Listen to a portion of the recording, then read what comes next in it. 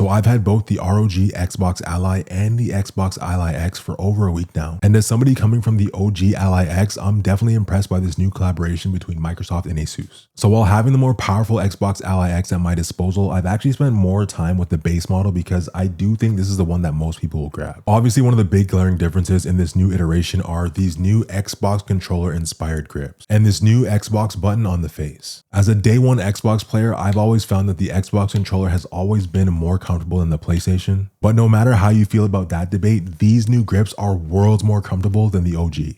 With no exaggeration at all, I could only stand playing on the previous model for about 20 to 30 minutes before my hands started cramping up. But that's a conversation for my Xbox Ally versus Steam Deck video, so be sure to get subscribed if you're interested in that. Specs wise, the ROG Xbox Ally and Ally X do share a lot of similarities. They've got the same chassis, obviously in different colors, a 7-inch 1080p display with 500 nits of brightness and 120Hz refresh, Gorilla Glass Victus with anti-glare coating on the front, and Wi-Fi 6E capability as well as Bluetooth 5.2. So the base model is rocking the AMD Ryzen Z2A, 16 gigs of DDR5 RAM, and a 512GB SSD. It has two USB 3.2 Type-C with DisplayPort and power delivery, as well as a microSD reader and still, thankfully, a headphone jack. And a 60Wh battery compared to the Ally X, which is rocking the Ryzen Z2 Extreme, 24GB of faster RAM, a 1TB SSD, and one of the ports is USB-C 4. The battery is also larger, coming in at 80 Wh, and is probably the reason why the Ally X weighs 45 grams more than the regular Ally.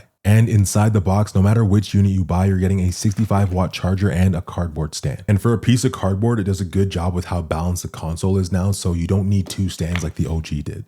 So another cool thing that this partnership brought with it, and definitely inspired by the Steam Deck, is what they're calling the full screen Xbox experience. One of my biggest gripes with the OG Ally was booting into the Windows desktop, which is just so small and hard to navigate. Not to mention all the driver and compatibility issues and trying to launch all of your different libraries. So ROG and Xbox have really nailed it by adding this clean full screen menu system that integrates everything from not only Game Pass and Xbox Cloud Gaming, but also games that you've installed from Steam, EA, whatever, which I've really been enjoying. And another kind of borrowed feature is when you look at the page for a title that you want to play, there's this little section here that tells you how the game will run on the device. So if it says should play great on this device, you can expect 60 FPS or higher. And if it just says should play well, then you can expect 30 FPS or higher. And at any time you can hit that new Xbox button that we were talking about, which brings up the game bar, giving you quick access to other titles, performance presets, armory crate, etc. And I doubt there's very few people that'll actually want to do this, but if you want to jump into Windows proper, it's still there. Because this thing is still a computer at its core, you can connect it to a monitor, dock it, have your peripherals, so your mouse, keyboard, whatever, watch YouTube videos, type up docs, or do whatever it is you do on your laptop, for example. And the native speakers sound really good, so that is a plus. Okay, so performance-wise, the Xbox Ally is targeted at 720p, unlike the 1080p of the Ally X. So if you're expecting to crush those heavy titles in full HD, then you might have to shell out a bit of extra cash. But I will say titles like Hollow Knight, Silksong, and Dredge will easily max out frame rate. And really the only time when I saw games like that actually slow down is when I was running the FPS overlay to make this video. But if you're looking at playing heavier titles like Clair Obscur, Expedition 33, or Hogwarts Legacy, for example, then you really need to temper your expectations. I pretty much exclusively run those games on low, maybe medium, depending on how I'm feeling. Like Expedition 33 is rated as mostly compatible, at least on the base model, and it's absolutely playable, don't get me wrong, but don't expect to be blown away by the graphics, as beautiful as they look maxed out on this display. Even in that 20-watt turbo mode, you're looking at between 40 and 50 FPS. By comparison, on the Ally X, I was easily able to pull that 60 FPS, but again, that was while playing on medium. And I know a lot of people aren't going to be particularly impressed by that performance, but I think where the ROG Xbox Ally shines for me is being able to run a game on my Xbox in the basement and continue right where I left off in the backyard or at the barbershop. I must say though, I highly recommend not playing this in bed unless you're single. And the only reason is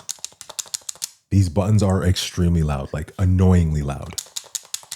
I don't know why they chose not to, but moving forward, they definitely need to dampen these. Even on the more expensive model, it's just as bad. Another obvious negative is just the overall footprint of this console. By adding those grips, it is obscenely large. Like, yes, it's still portable, but it is significantly larger than the OG, for example. And because of that, it can be a little bit tricky to transport. Like, you're not going to raw dog this in your backpack, obviously, unless maybe you have a screen protector. And you're definitely not going to toss it in a duffel or a gym bag. So you'll probably end up picking up something like this, which is the first party carrying case. Look how big that is. Now, as large as this thing is, it does feel pretty premium. The inside has some very nice cutouts and a Velcro buckle. And this buckle actually doubles as a stand for it as well. So if you're on the the go or even in your house and you're just playing with a regular Xbox controller or whatever Bluetooth controller you have, you can kind of set this up on a table and have the Ally rest in it upright and play your games or watch YouTube, whatever the case is. And this bottom portion here is actually detachable. So, I mean, you do save a little bit of space here to make it easier to pack. Like this is a lot closer to the Steam Deck case. And then your power supply just sits comfortably in this little pouch right here.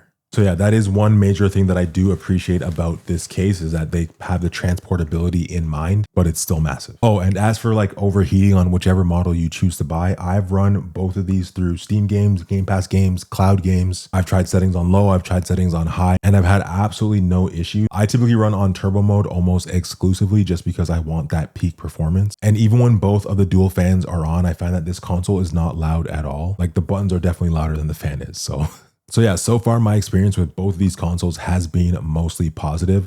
As I said, I do think that most people are going to gravitate towards the regular Xbox ROG Ally just because of that price point. Does the black look extra sleek? Yes. Does it have that better performance?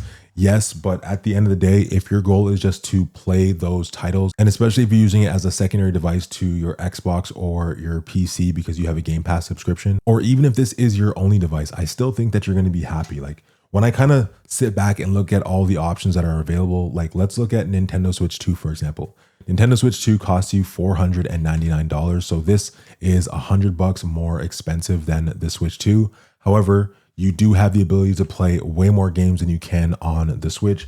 You have the ability to, like I said, dock it, attach this to a monitor, use it as a laptop or a desktop if you wanted to. I don't even think the Switch 2 lets you watch YouTube. So there's that as well. Like the bang for buck that you're getting for that $599, I think is pretty impressive. But even if you were looking at this just in a bubble and not considering all the other handhelds and just consoles that are out there, and you're just looking at this console by itself, I do think they've taken a lot of good things from elsewhere and listened to a bunch of the complaints that people had with the OG Ally and made sure to address them with this guy here. So all in all, I do genuinely think that this is a good buy. The ROG Xbox Ally X is a little bit harder to justify, coming in $1,000, and that's USD. In Canada, the Ally X is $12.99, and I believe the regular Ally is $7.99. So there's that. But yeah, overall pretty impressed. So if this is what the experience is like on the ground floor, I can only imagine how much better it's going to be 6 months from now. But as always, if you've got any questions, concerns, or games that you want me to try out before you buy it for yourself, feel free to leave that down in the comments and I'll be sure to get back to you. But for now, that's pretty much it from me. So much love as always, throwing up 2 of them, and I'll catch you guys in the next one. Peace.